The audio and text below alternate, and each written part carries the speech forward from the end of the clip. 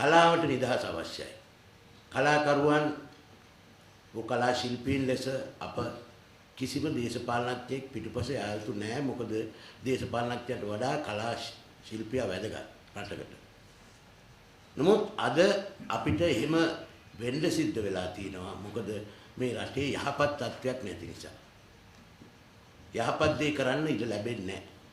ඒ නිසා තමයි අපිට සිද්ධ වෙලා තියෙන්නේ මේ වගේ තැනකට ඇවිල්ලා ජෙනරාල් සරත් ෆොන්සේකා මැතිතුමාට සහයෝගය දෙන්න. මොකද එතුමා සමග අප කරපු කතා බහෙන් අපිට තේරුණා ඔහු මේ රටේ යම් කිසි ආකාරයක 100% මේ දිව්‍ය ලෝකයක් මවනව නෙවෙයි.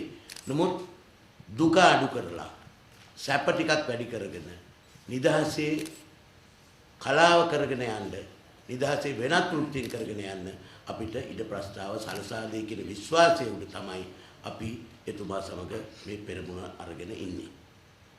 එතකොට මේ සඳහා තව දෙයක් මතක් කරන්න ඕන. කලා ශිල්පීන් කියන්නේ නළු නිළියෝ විතරක් නෙවෙයි.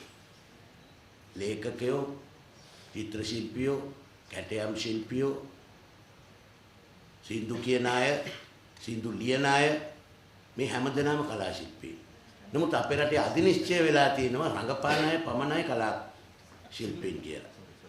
ඒ නිසා මම හිතනවා දැන්වත් මේ රජය තීරුම් ගත යුතුයි කලා ශිල්පීන් කියන්නේ රංගපාන අය පමණක් නෙවෙයි කියලා. අනික මේසේ ඉන්නවා දෙමළ කලාකරුවන් දෙදෙනෙක්, දෙමළ භාෂාව කතා කරන ජනතාව නියෝජනය කරන. ඒකත් මම හිතන්නේ ඉතාමත් වැදගත් තත්ත්වයක්. අපි කතා කිරීමෙන් වැඩි කතා කරන්න ඕනේ නැහැ.